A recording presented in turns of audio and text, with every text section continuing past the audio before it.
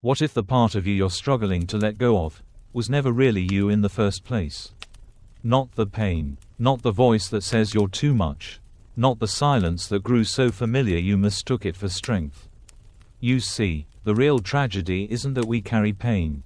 It's that we carry pain that was never ours to begin with.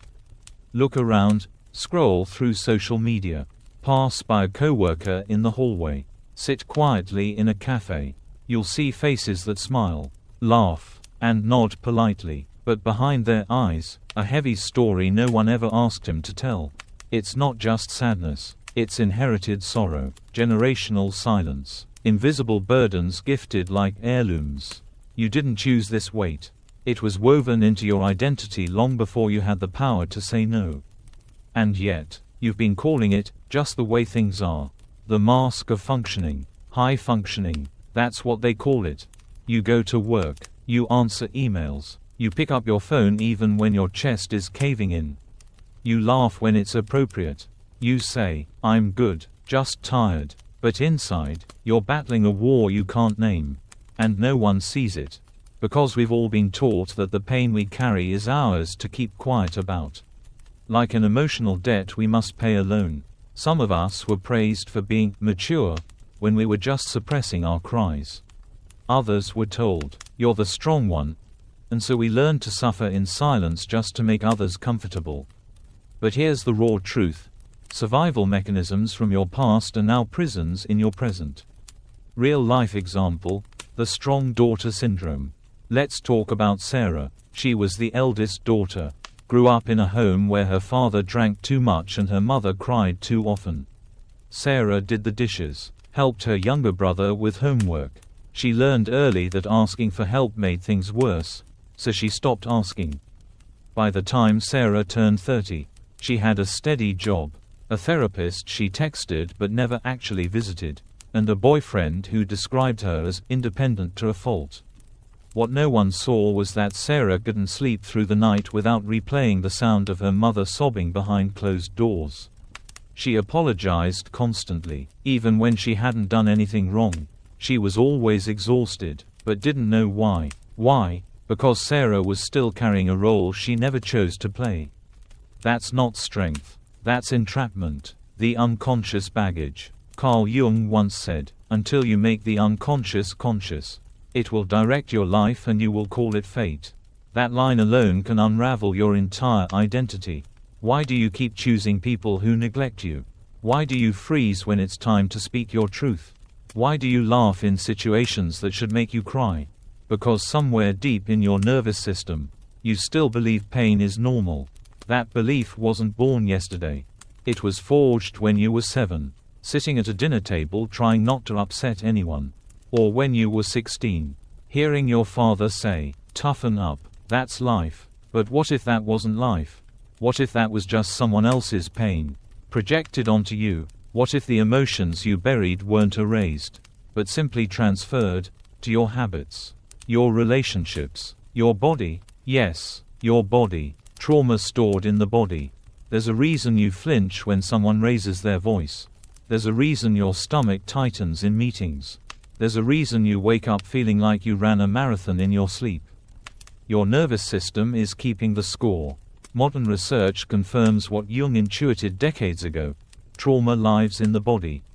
It's not just a memory, it's a pattern. An echo that repeats itself until you name it.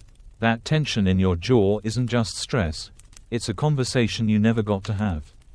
That pressure in your chest, the goodbye you never got to say. That ache in your shoulders, the weight of trying to keep it all together for everyone but yourself. You weren't meant to carry this. Let me be clear, the weight you're carrying is not weakness. But it's not yours to carry anymore. You weren't meant to inherit shame from your parents' silence. You weren't meant to internalize the wounds of a system that told you to suck it up. You weren't meant to mold yourself around other people's brokenness just to survive. This is your permission to put it down. To no longer call guilt loyalty. To no longer call fear humility. To no longer call constant self-sacrifice love. Because none of those things are love. Not for yourself. And not for anyone else. What healing actually looks like. Healing is not always soft. Sometimes healing looks like rage. Sometimes it feels like mourning the childhood you never really got to live. Sometimes it means sobbing in your car at a green light because you're finally feeling again. And sometimes, it means disappointing people who benefited from your silence. You may lose people. You may lose comfort. You may even lose the old version of yourself. But what you gain, clarity, peace, authenticity, is priceless. Carl Jung called this individuation, becoming who you were always meant to be. Not who your past demanded you to become. A new narrative. Let's rewrite Sarah's story. This time, she stops apologizing for needing rest. She tells her therapist the truth and actually shows up. She leaves the relationship that requires her to shrink. Not because she's cruel, but because she's finally choosing truth over tolerance. Wholeness over performance. Sarah begins to understand that her worth is not measured by how much pain she can endure. That love doesn't have to feel like anxiety. That peace isn't a luxury. It's a birthright. And for the first time, she sleeps through the night. Not because everything is perfect, but because she finally laid down the weight. Closing thought. You are not broken. You are burdened. And burdens can be released. So the next time you feel the urge to say, "I'm fine," when you're falling apart inside, pause. Ask yourself, whose pain am I holding right now? And is it mine to carry anymore? Because once you stop clinging to what's killing your spirit, you make room for what heals it. And that's the first real breath of freedom. The difference between surviving and living. We tend to celebrate endurance. We say things like, "She's so strong, she went through so much and never complained. He always shows up, no matter what he's dealing with." But here's a question no one asks. Is endurance the same as wholeness? Because survival, by definition, is minimal. It means just enough oxygen to keep the lungs moving. Just enough energy to get through the day. Just enough hope to not completely collapse. Survival isn't peace. Survival isn't joy. Survival isn't healing. Survival is coping with what hasn't been healed. How survival becomes your identity. Many of us wear our pain like armor. It's understandable. That armor kept you safe once. You learned how to stay quiet to avoid conflict. You became hyper-independent because depending on others meant disappointment. You learned how to smile through pain because vulnerability wasn't safe. But over time, the armor becomes a prison. It weighs you down. It separates you from others. And most painfully, it separates you from yourself. You stop recognizing your own reflection. You don't know what you feel anymore, just what you should do next. You don't rest. You collapse. You don't connect. You perform. This is the danger of prolonged emotional survival. You forget what it feels like to be fully alive. Real life story. Living through duty, not desire. Let's talk about Jacob. On paper, Jacob had it all. A solid job in finance. A nice apartment. A schedule filled with business lunches and gym time. He always said he was blessed and grinding. But Jacob couldn't remember the last time he laughed from the belly. He couldn't name a single thing that made him feel alive. Everything he did was for approval, money, or expectation. His entire life was built to avoid risk, avoid feeling, avoid truth. He was surviving, but only just. One day, after yet another panic attack at 2 a.m., Jacob sat in the shower and whispered, "This can't be what life is about." And he was right. Trauma teaches you to survive, but at a cost. When you live in fight, flight, or freeze mode for too long, your nervous system stops believing safety is real. Even good things feel dangerous. Peace makes you restless. Stillness makes you anxious. Healthy relationships feel unfamiliar, and even triggering. Because your baseline is chaos. This is why we self-sabotage. Why we pick people who won't stay. Why we stay in jobs that numb us. Why we chase one goal after another without ever feeling fulfilled. We're addicted to surviving. Because living feels unsafe. The myth of, "I'm fine." Let's pause and talk about the most dangerous sentence in modern life. I'm fine. We say it after heartbreak. After losing someone. After betrayal. After childhoods marked by absence, criticism, or fear. "I'm fine," is the phrase we use when we don't feel safe enough to tell the truth. But what if you challenged it? What if, instead of saying, "I'm fine," you said, "I feel lost and I don't know why. I feel like I'm faking everything. I feel like I'm one small crisis away from falling apart"? Wouldn't that be more honest? We've been taught that expressing pain is weakness. But in reality, it's the first step toward freedom. Jung's insight: the mask and the shadow. Carl Jung introduced two powerful concepts: the persona and the shadow. The persona is the mask you wear to survive. The shadow is the part you hide to be accepted. Here's how it works. You smile when you want to scream, mask. You say, yes, when everything in you says, no, mask. You bottle up your sadness so no one sees how much you care, shadow. But here's the catch. What stays in the shadow grows. Unspoken pain doesn't disappear, it metastasizes. Your need for control, shadow. Your anxiety when someone gets too close, shadow. Your exhaustion from carrying everyone's needs but your own, shadow. You don't heal by suppressing the shadow. You heal by facing it. Real healing means unlearning strength as silence. A lot of us were never taught how to feel safe being weak. We were raised to power through. To man up. To stay strong for the kids. To never cry in front of others. So instead of breaking down, we break internally. We keep it together externally while the soul quietly falls apart. But breaking is not the enemy. Avoiding it is. Because when you break, something powerful happens. You expose what was never meant to be hidden. And what's exposed can finally be healed. Real life story. The day Lena said no. Lena was a teacher, beloved by her students, praised by her co-workers. She volunteered for extra meetings, stayed late grading, and remembered everyone's birthdays. But Lena was burned out. Not just tired, but spiritually dry. Her partner kept saying, "You're the glue that holds everything together." Her principal said, "You're a rock, we can always count on you." And one day, something inside her snapped. Not violently, but quietly. She stood in the mirror and said, "I'm not okay." That night, she wrote an email, a resignation, a release. Not because she hated teaching, but because she had been teaching everyone but herself. Lena didn't fall apart. She finally stopped pretending. And in that decision, she stopped surviving and began living. The moment you decide to rise, it starts small. You pause before saying, yes. You cancel plans and don't explain why. You tell someone, "Actually, I'm not okay right now." And for the first time, you notice something new in your chest. Space, breath, possibility. This is how healing starts. Not with fireworks, not with dramatic announcements, but with small truths spoken out loud. The moment you stop pushing your soul aside, you begin your return to wholeness. Jung's legacy: becoming the whole self.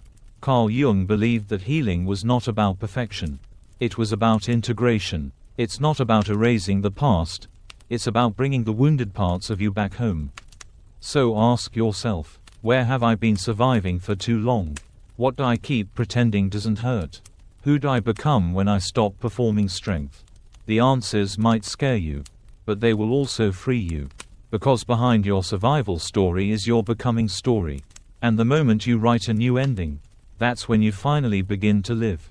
The courage to choose yourself. Let's talk about one of the most misunderstood acts in human life. Walking away. From the outside, it looks like giving up. To some, it appears selfish. To others, it feels like betrayal. But let's be honest, there comes a moment in your life when staying hurts more than leaving ever could. We've been taught that loyalty means staying no matter what. That endurance is virtue. That breaking cycles is dishonoring tradition. But there's something far more dangerous than disloyalty: abandoning yourself in the name of pleasing everyone else. Carl Jung didn't preach conformity. He called us toward individuation, the process of becoming who you truly are, not who others expect you to be. And that journey often begins with a painful, necessary truth. Some things, and some people, are not meant to go with you. Why staying feels safer than leaving. We stay for so many reasons. Familiarity, Fear of the unknown. The belief that it's our job to fix everything. Hope that maybe, just maybe, tomorrow will be different. But here's the brutal truth.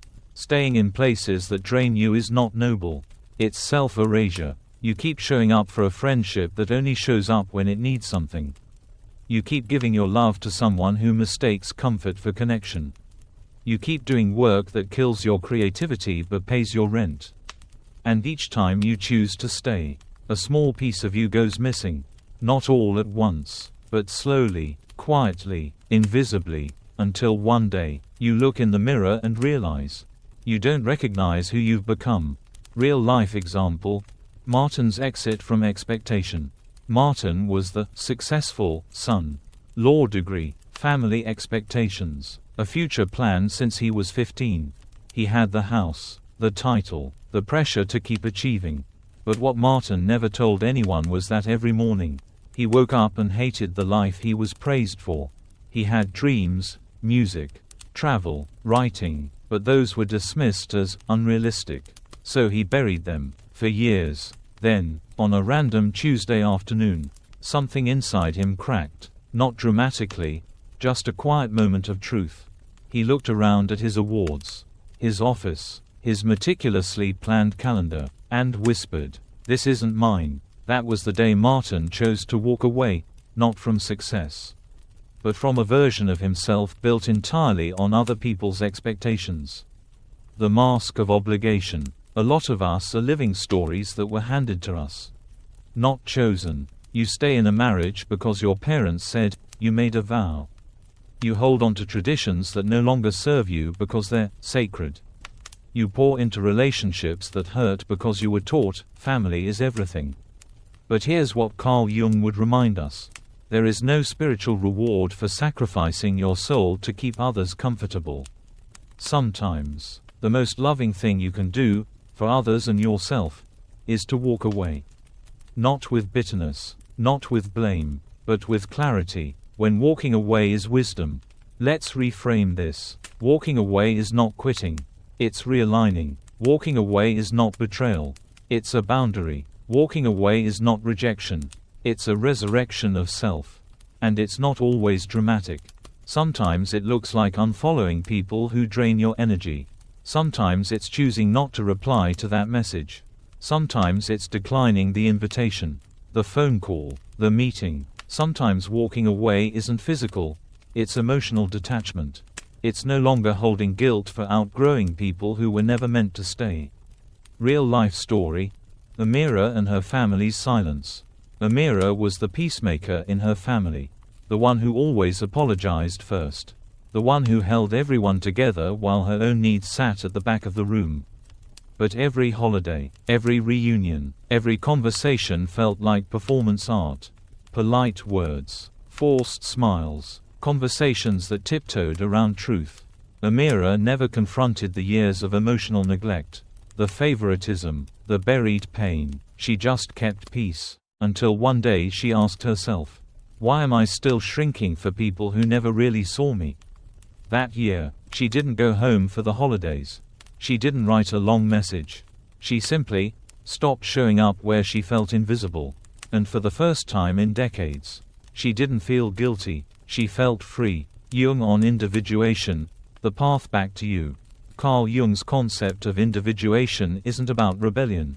It's about alignment. It's the process of peeling away everything false, roles, masks, patterns, and uncovering what's real. But this process requires confrontation. You have to confront the roles you inherited without consent, the dreams you abandoned to be accepted, the silence you endured to avoid conflict. And you have to ask yourself, what am I holding on to that's holding me back? Because here's the paradox. We often cling hardest to the things that hurt us the most. The fear of being alone. Let's be honest. Many people don't walk away because they're afraid. Afraid of being alone. Afraid of starting over. Afraid of disappointing others. But here's the thing. Being alone is not the same as being abandoned. Silence is not the same as emptiness. Distance is not the same as failure. Sometimes the most profound healing happens in solitude. Because when no one else is around to tell you who to be, you finally start to hear yourself. Real life example: Noah's release from the crowd. Noah was always the fun one, the party guy, the one with a drink in his hand and a joke on his lips. But what no one saw was the pain behind that performance. Every time he left a room, he felt emptier. Every time he got home, the silence screamed. Every time he laughed, it felt forced. Until one day he just stopped. He stopped answering messages. He deleted the apps. He took a weekend off, and didn't tell anyone. And in that stillness, he found something terrifying and sacred. His own voice. For the first time in years, Noah didn't feel the need to prove anything. And that's when healing began. You can leave quietly, and still be powerful. Walking away doesn't require noise. You don't need to slam doors. You don't need to make announcements. You don't need to convince anyone. Sometimes the most powerful transformation is a quiet, internal shift. You no longer feel obligated to explain. You no longer need permission. You no longer ask, will they understand? Because you understand. And that's enough. Closing thought. Walking away isn't always about escape. Sometimes, it's about return, not to replace, but to yourself, to the version of you that remembers how it felt to breathe deeply, to dream wildly, to feel joy without guilt. And here's what no one tells you. You don't have to hate something to leave it. You just have to love yourself enough to go. Because the path forward is not paved with obligation. It's paved with truth. And sometimes that truth begins with one sacred step. Turning around. When pain becomes home, there's a subtle kind of suffering we don't talk about enough. Not heartbreak, not trauma, not grief, but numbness. The kind that creeps in when pain becomes so familiar, it starts to feel like safety. You stop questioning the ache in your chest. You stop challenging the tightness in your throat. You start saying things like, well, this is just how life is. But what if the pain you think is normal is simply habitual? And what if the real danger is not the suffering itself, but your ability to tolerate it? Jung and the psychic adaptation. Carl Jung warned us long ago. The human psyche is deeply adaptive. It can normalize even the most toxic environments. Read that again. You can normalize dysfunction. You can adapt to sadness. You can build a whole life inside pain so layered that escaping it feels disloyal. Why? Because you've become emotionally fluent in suffering. You know how to manage a partner's coldness. You know how to downplay disappointment. You know how to survive on just enough joy to keep going. But not enough to feel alive. That's not strength. That's exhaustion disguised as endurance. Real life example: the cage called comfort. Emily had been in a 5-year relationship. On the surface, nothing was wrong. No abuse, no cheating, just a quiet, persistent hollowness. Conversations were flat. Intimacy was rare. Dreams were distant. Yet she stayed, not because she was in love, but because she was used to it. One day, her therapist asked, if you met him today, would you choose him again? Emily sat in silence for a long time. That silence was her answer. The myth of gratitude in suffering.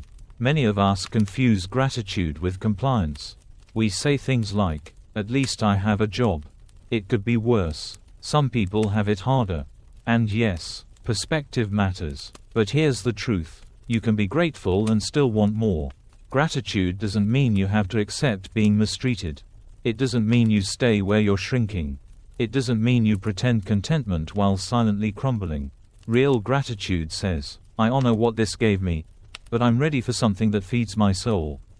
When chaos becomes a coping mechanism. Have you ever noticed how you sabotage peace? You finally get a day off, and you start scrolling or working anyway. You enter a healthy relationship, and begin to doubt it. You find a quiet moment, and feel panicked. Not peaceful. Why? Because your nervous system is addicted to chaos. Stillness feels like a threat when your identity was shaped in survival. You crave the adrenaline, the dysfunction, the drama, not because it's good for you, but because it's familiar. Jung on patterns that persist.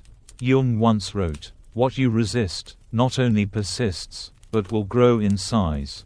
Translation: the more you avoid the root of your suffering, the more powerful it becomes. You may bury the pain, but it grows roots. It shows up in the people you choose, the boundaries you don't set, the dreams you delay, the body that aches without explanation. You aren't cursed, you're caught in a loop. And healing only begins when you dare to interrupt that cycle. Real life story: Tyrone and the empty success. Tyrone had climbed the corporate ladder. He had the office, the money, the status. But every morning, he felt like his chest was made of bricks. He didn't understand. He had everything. Everyone told him so. But what Tyrone didn't realize was that he'd built his life to impress the very people who never really knew him. His version of success was just a more decorated form of survival. One day, he asked himself, if I died tomorrow, would I feel like I really lived? The answer wasn't no. It was I'm not even sure what living means anymore. The difference between comfort and peace. Let's make a distinction. Comfort is the absence of immediate threat. Peace is the presence of internal alignment. Comfort says, at least I know what to expect. Peace says, I trust what I feel, even if it's unfamiliar. Comfort is a couch you never leave. Peace is the mountain you climb to remember who you are. Comfort protects your patterns. Peace calls you to evolve. So ask yourself, are you chasing comfort, or are you choosing peace? Because they rarely coexist. Real healing is uncomfortable at first. When you leave behind comfort for peace, it feels wrong at first. You feel guilty for resting. You feel selfish for setting boundaries. You feel lost when there's no chaos to manage. But this is the detox. This is the recalibration of a system that learned to equate stress with love, exhaustion with value, and pain with purpose. You're not falling apart. You're falling out of patterns that never served you. And it's going to feel disorienting. But that's okay. Healing isn't about feeling better instantly. It's about learning to feel, period. Jung's truth. You aren't meant to stay stuck. Jung reminds us, man needs difficulties. They are necessary for health. But let's clarify. Difficulties are meant to be temporary teachers, not lifelong roommates. You are not meant to live in the same pain forever. You are not called to be loyal to dysfunction just because it's familiar. You are not required to stay stuck just to prove you're strong. Your pain has shaped you. Yes, but it doesn't get to define you. Closing thought. The pain you've adapted to is not your identity. It's just the story you've been telling yourself to survive. But here's the invitation. Change the story, not by erasing the past, but by writing a new ending. You don't owe pain another year. You don't owe comfort your future. You don't owe explanation to anyone who benefited from your suffering. This is your turning point. So ask yourself, if peace felt unfamiliar, would I still choose it? Because the real you, the whole, alive, aligned you, is not hiding behind the chaos. She's waiting on the other side of your decision to let go. The trap of rescue. Let's start with a hard truth. You are not here to fix people who refuse to heal themselves. But many of us confuse love with salvation. We stay in relationships hoping they'll change. We pour ourselves into people who offer only fragments in return. We take responsibility for pain we didn't cause, and call it compassion. But what if love doesn't mean bleeding for someone else's wounds? What if love sometimes means stepping back, not stepping in? Real life story. Natalie the healer. Natalie always attracted broken partners. Men who had potential. Men who just needed a little more time. Men with deep wounds and shallow accountability. She prided herself on being the understanding one. The one who always forgave. The one who believed in their better nature. But after the third relationship that ended in betrayal, Natalie finally asked, why do I keep choosing people I have to save? And the answer hurt. Because she hadn't yet learned how to choose herself. Why we rescue? The wound behind the compulsion. The urge to rescue others often comes from our own unresolved pain. Somewhere along the line, many of us were taught, love is earned by sacrificing your needs. Being chosen means being useful. Fixing others gives you worth. This is especially true for children who grew up parenting their parents. Mediating family conflict, or absorbing emotional burdens too young. Carl Jung described this dynamic as projection, when we unconsciously seek in others what remains unhealed in ourselves. So if you constantly find yourself drawn to chaos, instability, or pain in others, look inward. Ask, what in me still believes I am only worthy if I am needed? You are not a rehab center. Here's a wake-up call. You are not a therapist in a romantic relationship. You are not a crisis hotline for people who drain your energy. You are not a healer at the expense of your own wholeness. When you make someone else's healing your mission, you stop being a partner and start being a martyr. But you were never sent here to be sacrificed. The line between love and self-betrayal. Sometimes love means holding space, but sometimes it means holding boundaries. And that line matters. Ask yourself, do I feel empowered in this relationship? Or depleted? Am I sacrificing truth to keep the peace? Am I offering help? Or abandoning myself? Because here's the truth. You cannot save someone who is committed to staying broken. You can offer light, but they must choose to walk out of their own darkness. Real life example. Jamal's emotional codependence. Jamal had been best friends with Darren for over a decade. Darren constantly got into trouble, financial, emotional, relational, and Jamal always showed up, always bailed him out, always picked up the phone. But one day, Jamal missed an important job interview because Darren needed him again. That night, Jamal looked at his reflection and realized something sobering. He wasn't helping Darren grow. He was keeping Darren from falling, at the cost of his own future. That was the last time Jamal chose someone else's comfort over his own growth. The guilt of walking away. Many empaths, healers, and givers carry deep guilt when they stop rescuing others. You think, what if they fall apart without me? What if they think I've abandoned them? What if no one else shows up for them? But here's a radical truth. It is not your job to carry someone else's healing. They may fall, they may blame you, they may stay stuck, but that is their path, not yours. Carl Jung reminds us, knowing your own darkness is the best method for dealing with the darkness of others. That means knowing your limits, your patterns, your trauma bonds. Stop confusing trauma bonds for soul connections. Let's talk about the most deceptive kind of relationship, the trauma bond. It feels intense, passionate, meant to be. You feel drawn to each other like magnets. But it's not love, it's mutual wounding. One needs to be needed. The other needs to be saved. Neither are whole, both are surviving. And together, you create a cycle of dependency that feels like love, but is rooted in fear. You're not soulmates. You're mirrors of each other's pain. And breaking that bond, that's not betrayal, that's breaking a generational pattern. Real life story. Mia stopped shrinking. Mia always adjusted herself to fit others.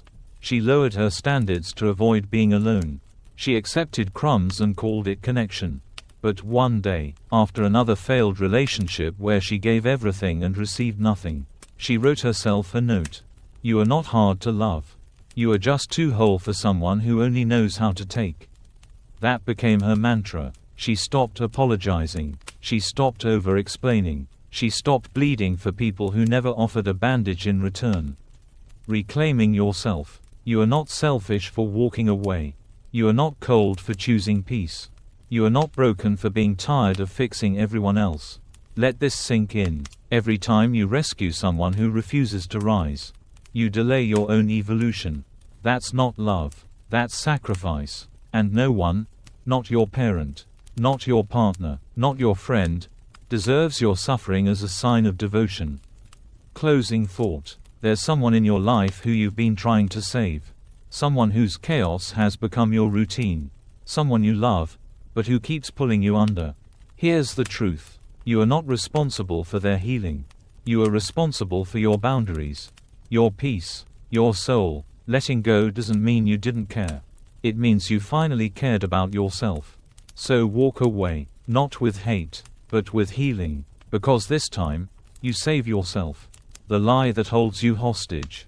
You've changed. How many times have you heard that with a tone of accusation? Not celebration. In a world that rewards consistency, Even in your dysfunction, evolution feels like betrayal. But let's get something straight. Growth is not disloyalty. Becoming is not betrayal. Change is not abandonment. You're not here to spend your life defending the version of you that was shaped by pain.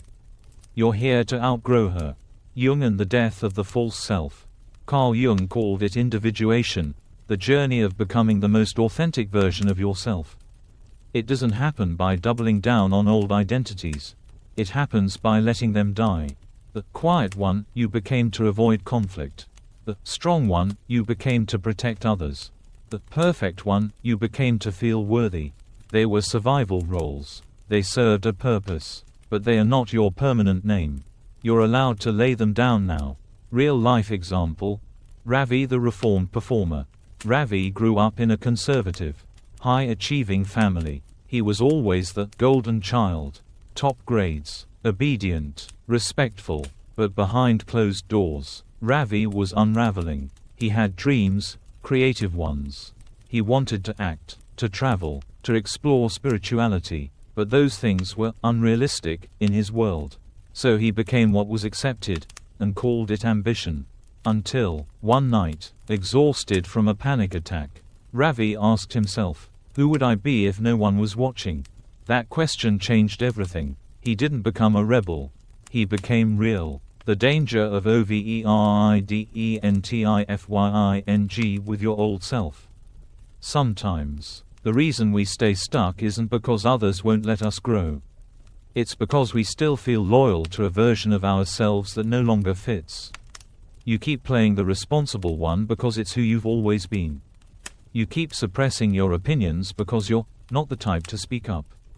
You keep repeating, I'm just not that kind of person, not realizing that identity is a decision, not a destiny. You are not the things you did when you were hurting. You are not the choices you made when you didn't know better. You are not bound to the behaviors that kept you safe in the past. When shedding skin feels like losing self, there's grief in growth, not just grief for what you lost, but for who you used to be. The friendships that fade when you stop playing small. The career you outgrow after realizing it doesn't align. The dreams that die so new ones can live. And it's okay to mourn that. But don't mistake grief for regression. Just because it hurts to grow doesn't mean you're doing it wrong. It means you're alive. Real life story. Anna's reclamation. Anna used to be the chill girl. Never asked for too much. Never made waves. Always agreeable. She thought being low maintenance made her lovable. But in her 30s, after years of dating men who praised her ease but gave her little in return, Anna realized, being easy to love is not the same as being deeply loved. So she started speaking up. She set boundaries. She stopped apologizing for needing more. And people said, "You've changed." Her answer, "Yes, I stopped abandoning myself to be liked." You are not a fixed personality. We act like personality is static. But the truth is, who you are is fluid, alive, and capable of extraordinary transformation. You were quiet. You can find your voice. You were reactive. You can become reflective. You were insecure. You can learn self-trust.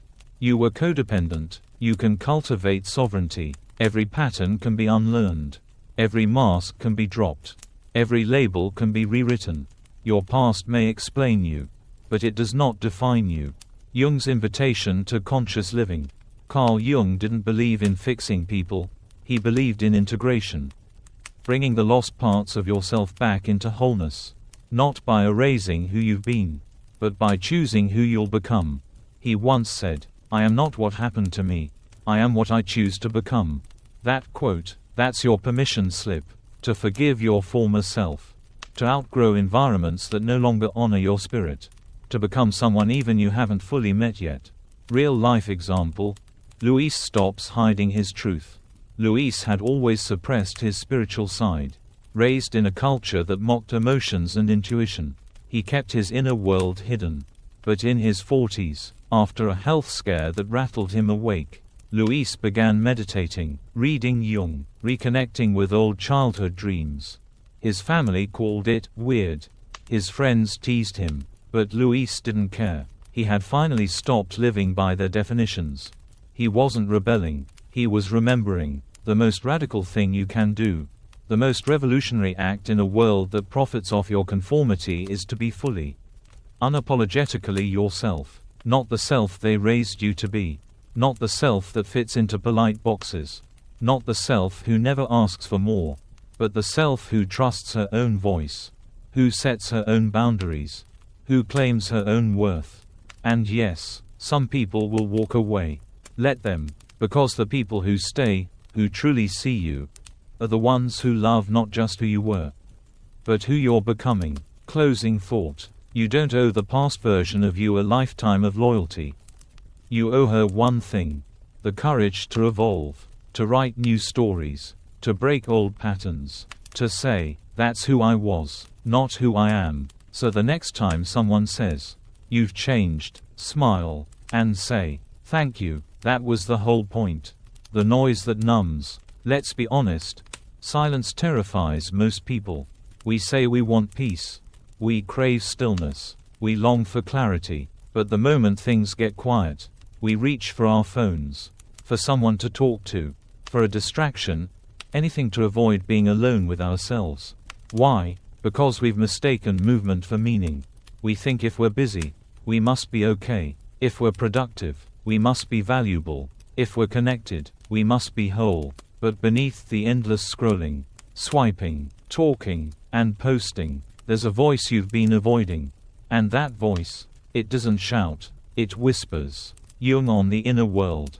Carl Jung wrote, who looks outside, dreams. Who looks inside, awakens. Think about that. We're raised to look outward for identity, outward for worth, outward for validation. But awakening doesn't come from the noise. It comes from the moment you finally stop and listen. Not to the world, but to you. The addiction to distraction. We live in a culture of constant stimulation.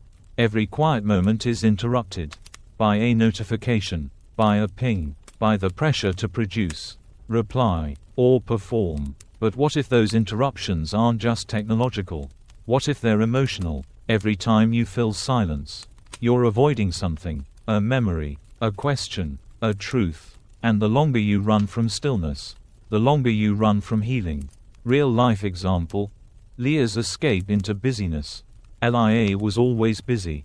Yoga at 6 a.m., emails by 8, client calls, social media updates, nightly events, volunteering, podcasts, productivity hacks. But at night, when everything was still, she felt empty. She would scroll until her eyes burned just to avoid the ache in her chest. One evening, power went out in her apartment. No devices, no lights, no sound, just her and herself. And for the first time, Lia realized she hadn't been living, she'd been avoiding the truth that rises in quiet. Here's what no one tells you: silence is not the absence of something, it's the arrival of everything you've buried. In silence, your body speaks. The tightness in your jaw, the tension in your stomach, the ache in your spine. These aren't just physical, they're messages. That conversation still hurts. That boundary was crossed. That version of me is dying. But if you never slow down, you'll never hear them. What you avoid, you extend. Jung taught that what we resist doesn't dissolve, it multiplies. That means the pain you avoid doesn't go away. It hides. It waits. It shows up later in ways you don't expect. In a panic attack. In unexplained anger. In sudden exhaustion. In sabotaging a good thing. Because your pain isn't gone, it's stored. And silence is the only space sacred enough to surface it gently. Real life story: Omar and the mirror moment. Omar had been through 2 divorces. Lost a parent. Struggled with addiction. He wore busy like armor.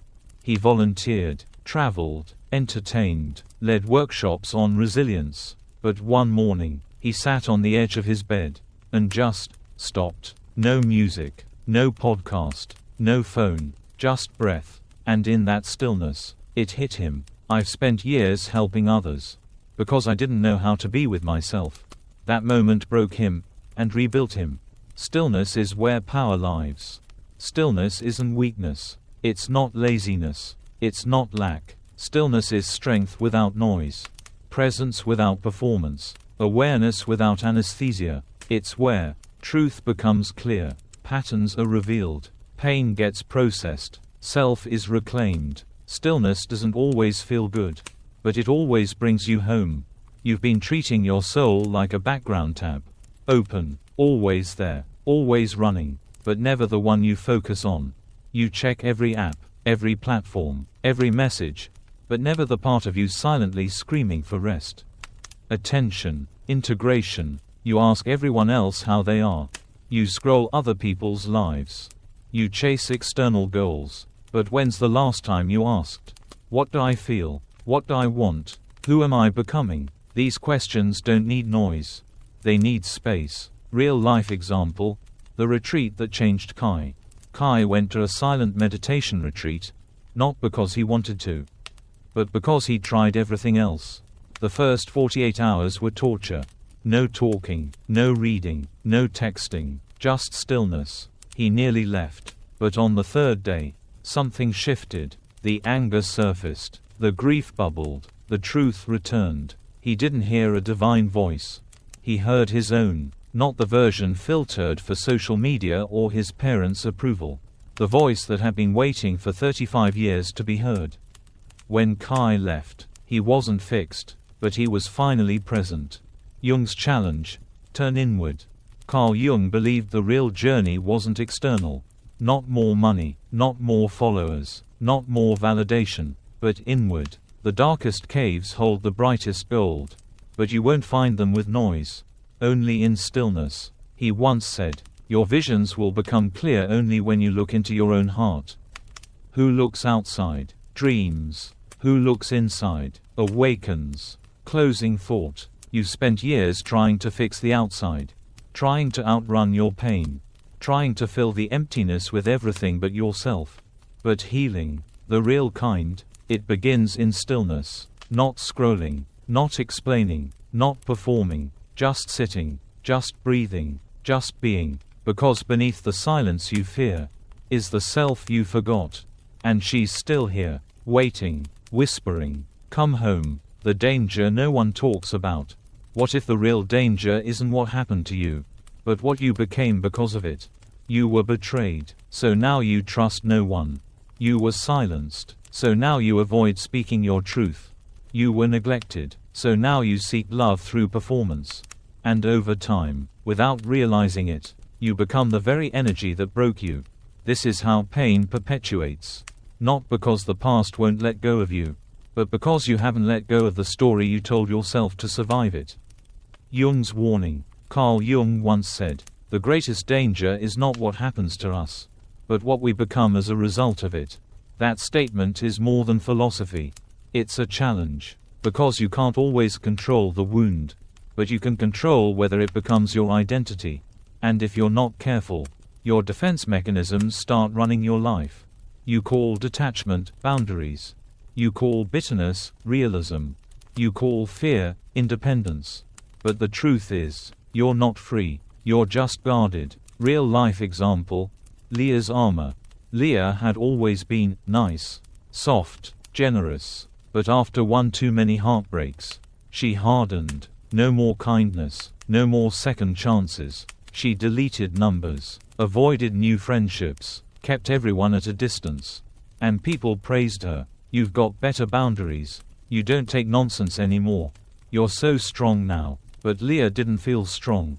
She felt numb. That wasn't healing. It was hiding. She hadn't built boundaries. She'd built walls. The difference between protection and prison. There's a difference between protecting yourself and imprisoning yourself. A boundary says, I honor myself enough to choose carefully. A wall says, no one can get in because I refuse to risk again. Pain convinces you to shut down, to withdraw, to expect disappointment, to act before others can hurt you. And slowly, your life becomes a fortress. Secure, but lonely. Safe, but disconnected. Transformation, not transmission. There's a saying in trauma work. If you don't transform your pain, you will transmit it. You may think you've moved on, but unprocessed pain leaks into your parenting, into your friendships, into how you speak to yourself, into who you allow into your life. Your sarcasm masks sorrow. Your humor hides hurt. Your independence covers insecurity. This isn't judgment. It's an invitation to stop mirroring what wounded you and start alchemizing it into something sacred. Real life story. Marco breaks the cycle. Marco's father was cold, unavailable, critical, so Marco vowed he'd never be like him. But by the time he was 35, Marco had become emotionally detached. He avoided vulnerability. He shut down when conversations got deep. He used work to escape intimacy. One night, after his partner left him for being unreachable, Marco finally saw the truth. He didn't become his father out of choice. He became his father out of protection. That realization broke him and set him free. Pain distorts the self if you let it. You were hurt. That's real, but that doesn't mean you have to live like it forever. You are not the version of you that got cheated on, the child who wasn't protected, the adult who kept being overlooked. Those were moments, not your identity. When you freeze those moments and wear them like armor, you stop becoming. You stop risking. You stop hoping. You stop dreaming. And worst of all, you stop feeling. Jung on wholeness versus perfection. Carl Jung emphasized that healing isn't about perfection. It's about wholeness. That means facing the rage you've hidden, the grief you've numbed, the fear you've disguised as strength. Not to get rid of them, but to integrate them. Because wholeness is not pretending you've never been hurt. It's knowing you have, and choosing not to become the wound. Real life example. Sam finds the middle ground. Sam used to be a people pleaser.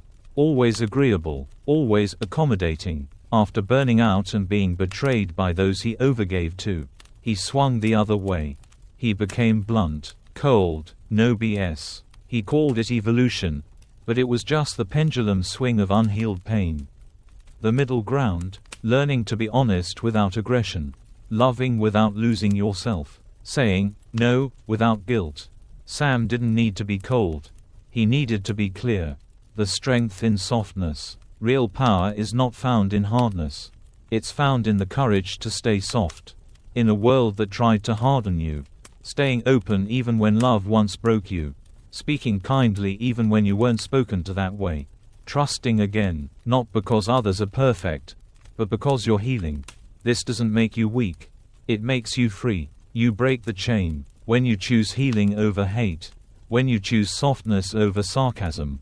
When you choose forgiveness not to excuse, but to evolve. You break the cycle, not just for you, but for the people you love. For your children, for your future, for the lineage that flows through your name.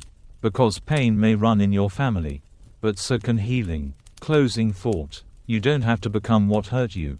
You can feel the betrayal, and still choose honesty. You can acknowledge the trauma, and still build love. You can see the darkness, and still be the light. So if you're standing at the edge right now, tempted to go numb, to close off, to be done, take one step back. Not for them, for you. Because who you're becoming next is not a reaction to your pain. It's a response to your power. The lie you believed. You're too much, too emotional, too intense, too needy, too deep, too sensitive, too honest. Maybe you heard it from a parent who didn't know how to handle your feelings. Maybe from a partner who shut down whenever you opened up. Or from a friend who flinched every time you showed your raw, unfiltered self. And so you shrank. You toned it down, softened your voice, filtered your emotions. You made yourself digestible. But here's the truth. You were never too much. They were just never taught how to meet you there. The world fears what it cannot control. When you speak truth without apology, when you love without reservation, when you cry with your whole soul, you become dangerous, not in reality, but in perception, because your fullness disrupts the world's need for masks. Your truth forces others to feel. Your vulnerability challenges their numbness. Your depth calls out their surface-level comfort. And instead of rising to meet you, they ask you to shrink. But shrinking for approval is spiritual starvation. Jung and the reaction to wholeness. Carl Jung believed that when two people meet, It's never just their personalities colliding, it's their shadows. He said, the meeting of two personalities is like the contact of two chemical substances. If there is any reaction, both are transformed. That means real connection will disrupt you. It will shake loose what's been buried. It will bring up what you've avoided. It will challenge you to feel again. So if your intensity scared them off, maybe that wasn't rejection, maybe that was transformation they weren't ready for. Real life example. Tessa's shame for loving big. Tessa had always loved hard. She wrote long letters, planned birthday surprises, asked deep questions, wanted to know people's souls, not just their opinions. But every partner said the same thing. You're a lot. Can we just keep it light?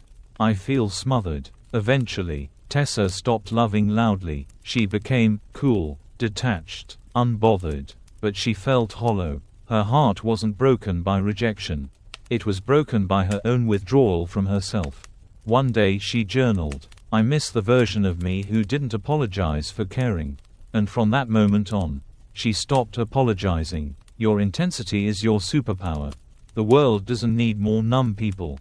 It doesn't need more silence, more politeness, more small talk. It needs people who feel deeply, people who speak honestly, people who refuse to dilute their soul.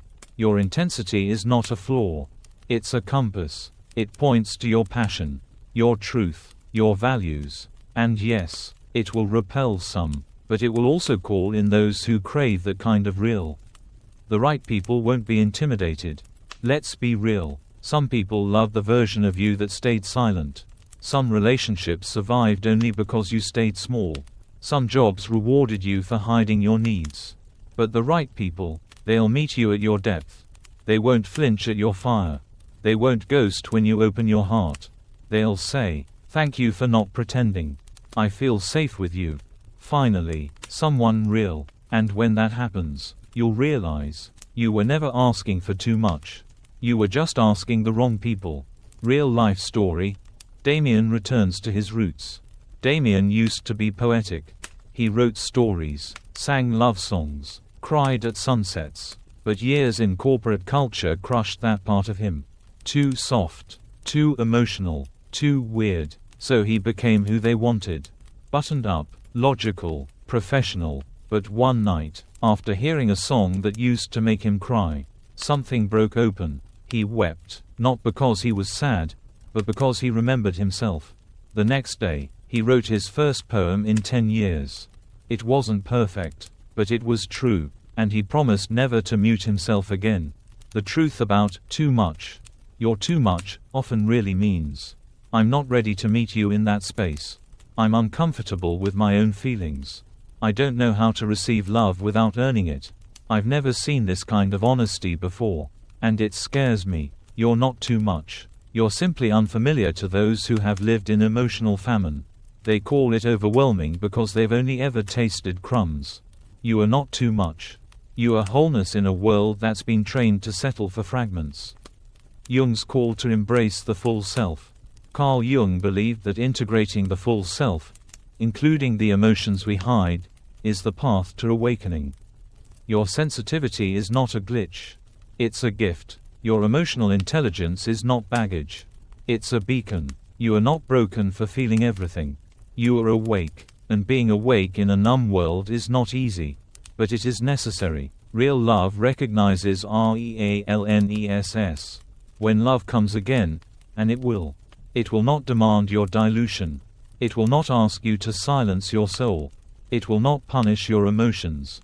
It will not call you dramatic for speaking your truth. It will recognize you, and you'll recognize it too, because it will feel like coming home, not hiding. Closing thought. You were never too much. You were just more than they were ready to receive. But that doesn't mean you need to become less. It means you need to stay full, so that when the right soul finds you, you are not a watered down version of yourself.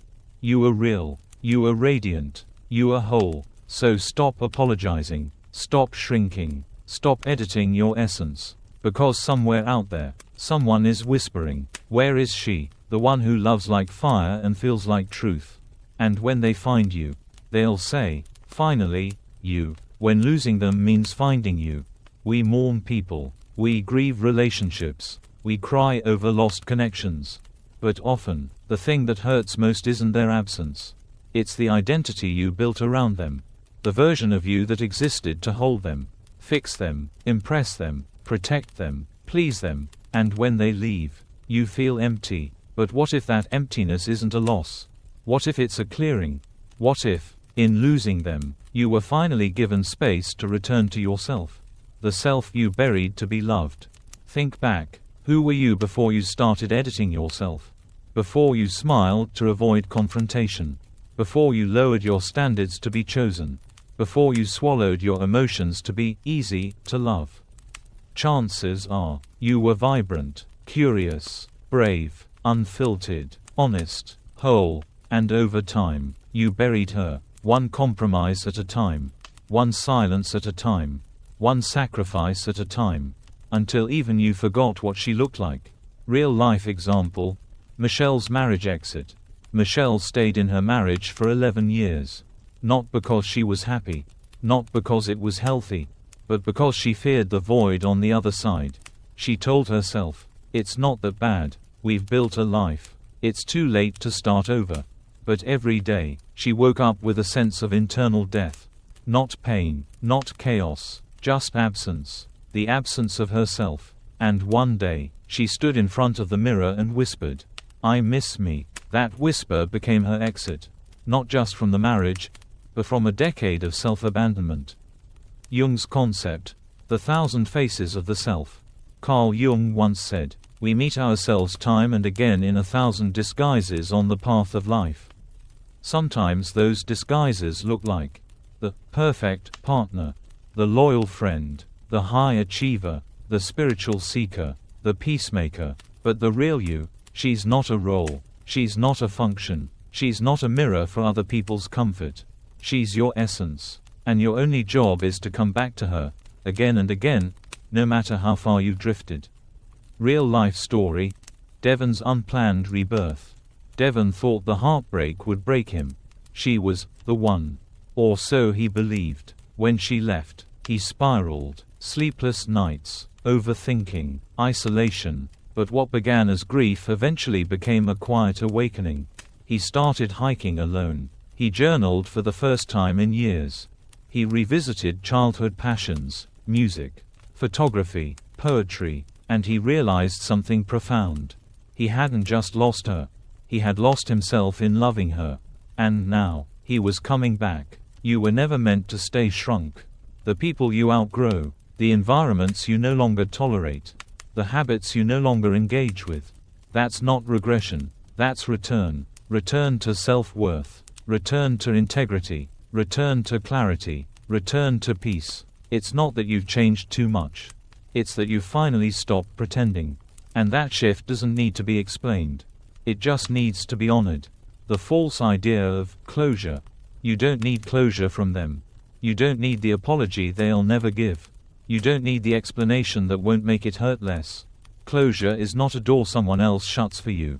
It's the moment you say, "This chapter is over," even without punctuation. You stop waiting for clarity from someone who couldn't offer it before. You stop needing someone's permission to move on. And in that moment, you realize, closure was never something they could give. It was a decision you had to make. Real life story: Isabel's silent freedom. Isabel never got the text back, the phone call, the apology. He disappeared, and for months, she obsessed over the why. But one night, after deleting every photo and finally blocking his number, she did something simple but sacred. She turned off her phone, lit a candle, and whispered, "I release you." It wasn't dramatic, it wasn't public, but it was real, and that moment became the beginning of her freedom. When peace replaces proving, when you come back to yourself, you stop trying to be understood by those committed to misunderstanding you. You stop needing to defend your choices. You stop trying to justify your growth. You stop proving your worth. Because the truth is, when you know who you are, you don't need others to echo it back to you. Your presence becomes your proof. Your peace becomes your power. Your silence becomes your strength. Jung on the privilege of becoming. Carl Jung said, "The privilege of a lifetime is to become who you truly are." But let's add something to that. The responsibility of a lifetime is to stop being who you're not. That means grieving the masks, shedding the performances, letting go of the need to be liked, chosen, or understood. It means saying, "I am no longer willing to betray myself just to be accepted." Closing thought. You didn't lose them, you lost the version of you that was built on needing their love. The illusion that approval equals belonging. The belief that self-worth had to come from someone else's eyes. And in that loss, you found you. The you who doesn't beg. The you who doesn't chase. The you who doesn't apologize for existing fully. So the next time your heart aches, whisper this: "I didn't lose love. I returned to the one place it never left. Myself." And that is the most sacred homecoming of all. The wound of being misunderstood. Maybe it started in childhood. You had big feelings, and they were called dramatic. You needed presence, but got distance. You were told, "Don't be so sensitive," like your emotions were problems to be solved. So you learned to doubt your inner world, to tone yourself down, to be likable, palatable, small. You began to wonder, "What's wrong with me?" And every time someone left, every time someone misunderstood you, every time love faded without explanation, that question got louder. The lie you swallowed. Somewhere along the line, you internalized it. "I must be the issue. Maybe if I were easier, quieter, more predictable, they would have stayed." But let's cut through that illusion. You were never too much. You were never broken. You were never hard to love. They just didn't know how to love someone like you.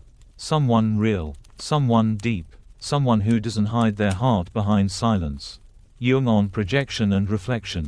Carl Jung believed that when people cannot handle their own emotional landscape, they project discomfort onto others. They don't just reject you. They reject what your presence awakens in them. Your emotional honesty triggered their avoidance. Your clarity made them question their masks. Your intensity illuminated the parts of themselves they hadn't met. That's not your fault. That's their resistance to growth. Real life story. Janelle's Too Much. Janelle was a force of nature. Laughed loudly, cried freely, spoke with her hands, loved like a thunderstorm, full and without shame. But every man she dated said the same thing.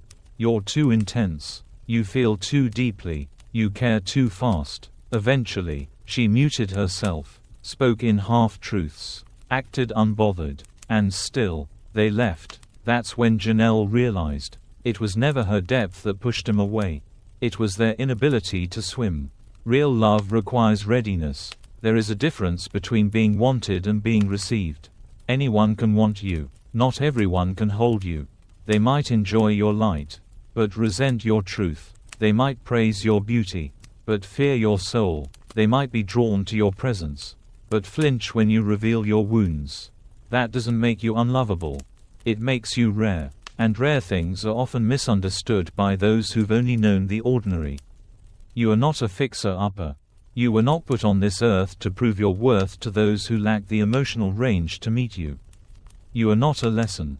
Not a trial run. Not a therapy project wrapped in a romantic fantasy. You are a living, breathing, feeling soul, and you deserve someone who recognizes you on sight. Not because they studied you, but because they know themselves. Only those who've done their own healing can truly love without harming. Real-life example, Dante's awakening. Dante spent years chasing unavailable women. Drawn to the mystery, the aloofness, the emotional distance. He said he loved the challenge. But deep down, he believed he didn't deserve to be chosen easily. Then came Ava, kind, present, honest. She saw him, and instead of feeling safe, he panicked, sabotaged, pulled away. Only in therapy did he realize. He wasn't afraid of being alone. He was afraid of being loved right. Because no one ever taught him that love doesn't have to hurt. You are not a burden. Your feelings are not too heavy. Your needs are not too complex. Your past doesn't disqualify you from real connection. You are allowed to be emotional, be expressive, be sensitive, be seen. You are allowed to take up space. The right love won't shrink you. It will stretch to meet you. Not because it has to, but because it wants to. Jung's deeper truth. Carl Jung once said, "Until you make the unconscious conscious, it will direct your life and you will call it fate. So let's make this conscious. It wasn't your fault they couldn't stay. It wasn't your fault they didn't see you. It wasn't your fault they loved conditionally. And it's not your destiny to repeat that dynamic. Your worth was never dependent on how easy you were to handle. It was always inherent." Real life story. Celine's affirmation. After years of therapy, inner work, and solitude, Celine made a vow: "I will never again shrink myself for love. If it doesn't honor my fullness, it doesn't deserve my presence." Now, when someone says, "You're intense," she smiles and replies, "Yes, and I'm no longer apologizing for it." Closing thought. You were never hard to love. You just had to learn not to confuse emotional starvation with intimacy. Not to chase those who only ever offered breadcrumbs. Not to perform for a seat at a table you were always too expansive for. So when love returns, and it will, let it find you unapologetic. Let it find you full. Let it find you whole. Let it find you ready to receive. Not convince. Because the love you were always seeking, it starts with this truth. You were never too much. You were never not enough. You were always worthy, just as you are. The reframe that sets you free. Loss hurts. There's no way around it. A breakup, a friend fading away, a betrayal you didn't see coming. You replay conversations, question your worth, obsess over what you could have done differently. And the grief feels real, because it is. But what if the pain is not just from losing them? What if it's from finally facing how long you've been losing yourself to keep them? The price of holding on. You tolerated late replies, passive aggression, emotional unavailability. You called it patience. You gave second, third, and 10th chances. You called it compassion. You stayed silent when your heart was screaming. You called it love. But all the while, you were abandoning your own soul. Because deep down, you knew, if you had really honored yourself, they wouldn't still be here. Real life example. Nina's awakening through goodbye.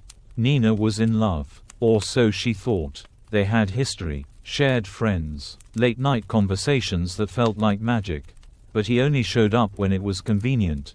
Affection was inconsistent, promises were vague. Still, she held on, until the night he told her, "You're just too emotional for me." She didn't cry. She didn't argue, she just felt something shift.